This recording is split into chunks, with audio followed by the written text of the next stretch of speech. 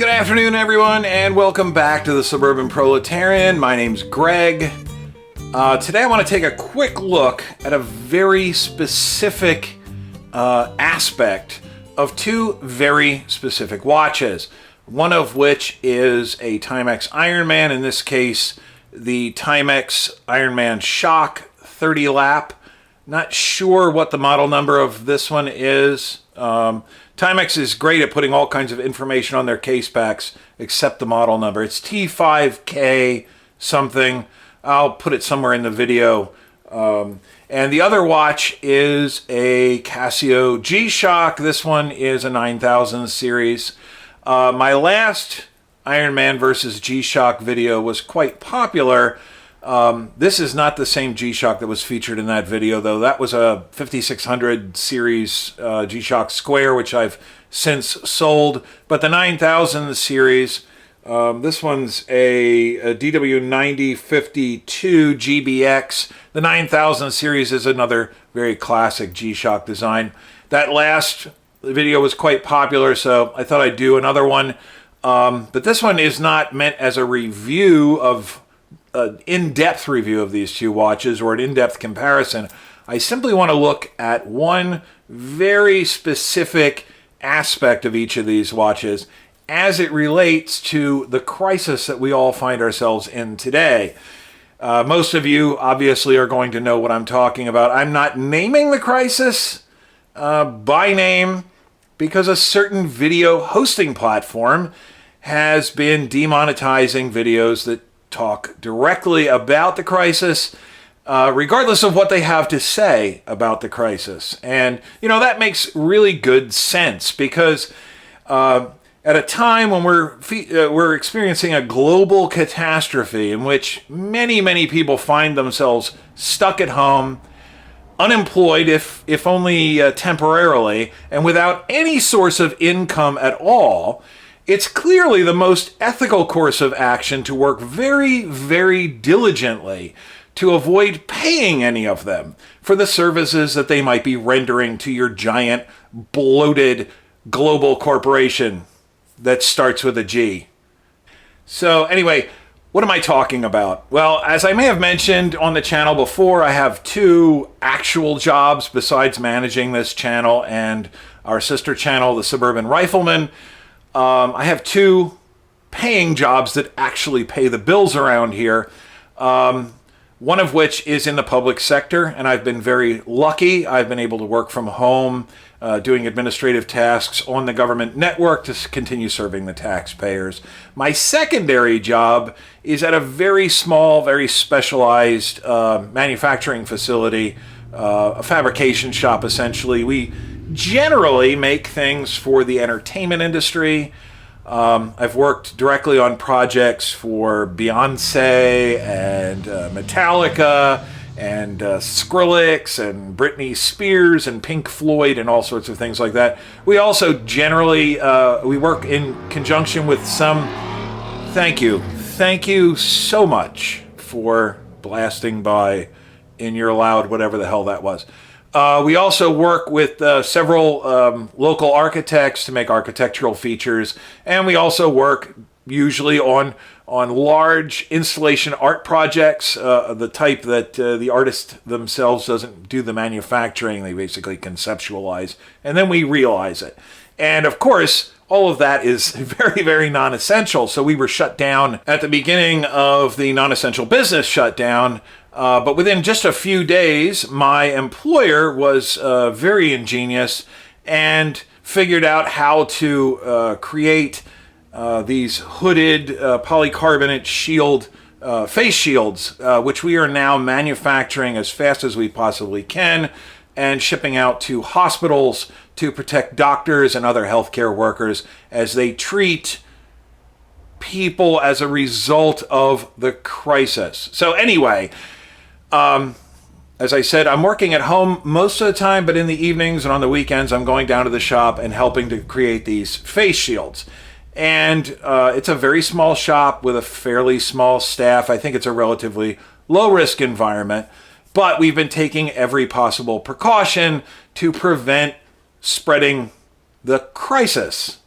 And I've kind of made a game out of it. You never realize how many times you touch your face until you can't do it anymore. And you have to be very cognizant of what you touch and then what you touch after what you've already touched. So I've made this whole process, and I've probably been taking it to a level that's too high, but we're wearing, of course, paper masks. We're wearing nitrile rubber gloves, and I'm washing my hands over and over and over again. And when I'm down in the shop, I'm oftentimes working with my sleeves pulled up like this so I can wash my hands and wash my forearms. But guess what? My watch is there. Now, I'm specifically looking today. I've made a conscious decision.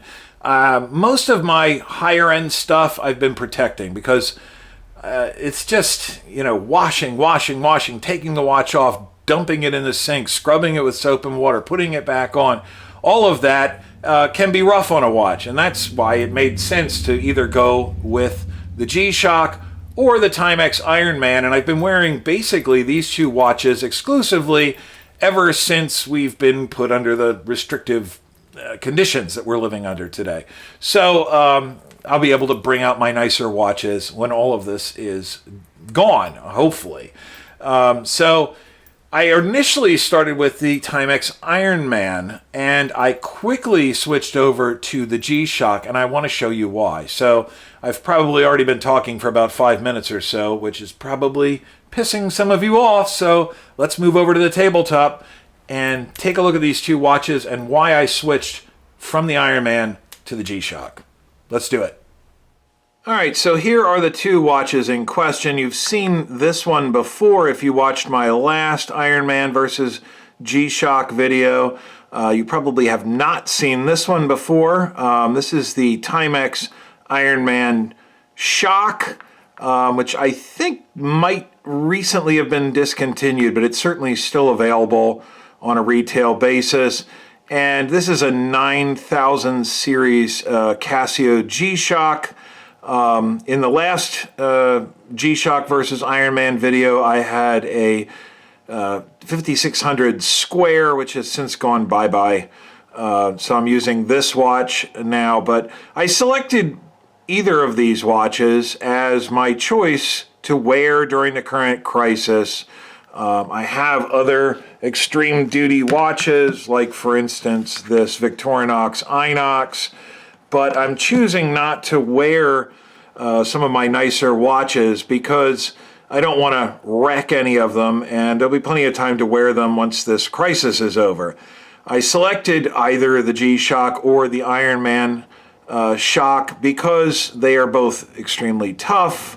They both feature 200 meters of water resistance. They'll both handle a great deal of washing and sanitizing. And if they get destroyed in the process, neither of them cost more than about $40. So it's no great big deal. So anyway, this is not meant to be a review, a detailed review, or even a detailed comparison between the two watches. As I said, they're roughly similar.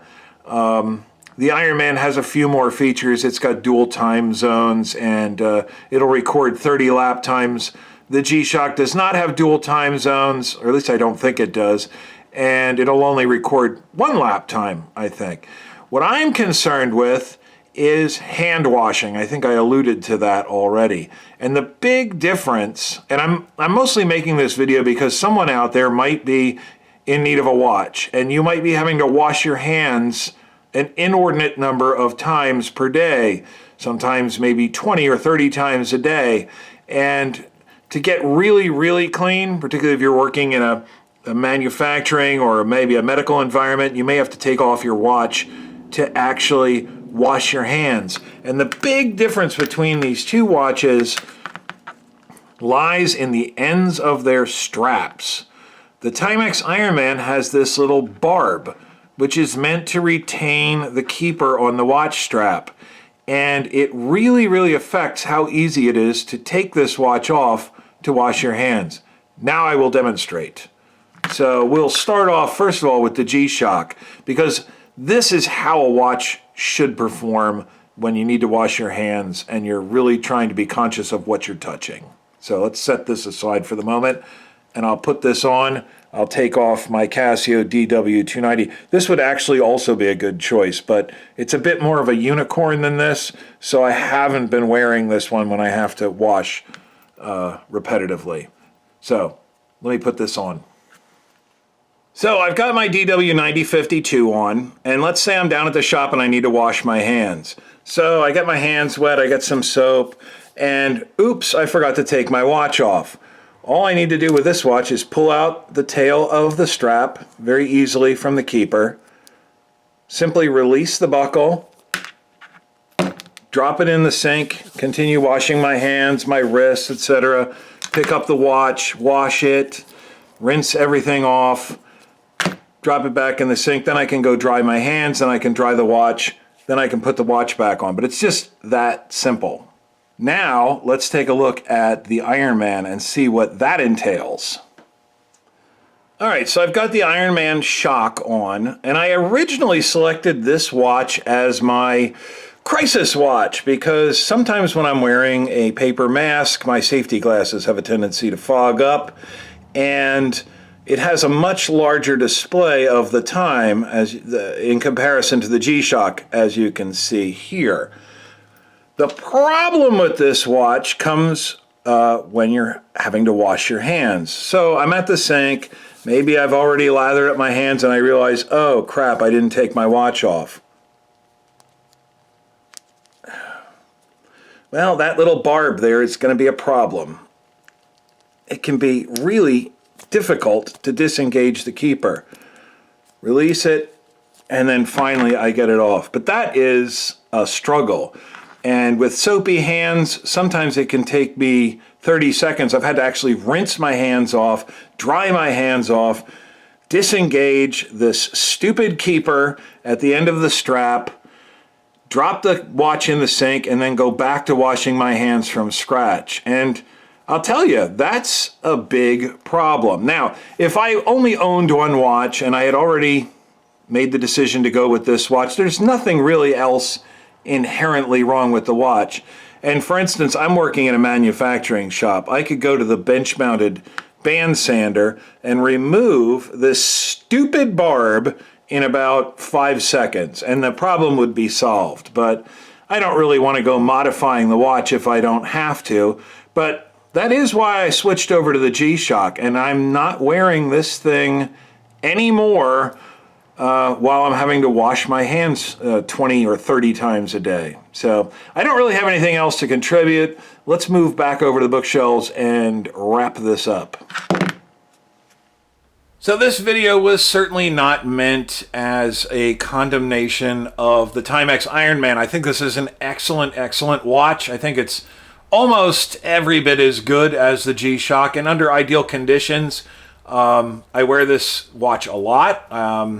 It's a great rugged duty watch, and again, you could easily cure the problem that I've talked about by simply sanding down this little barb on the end of the strap, which makes it so difficult to take the watch off.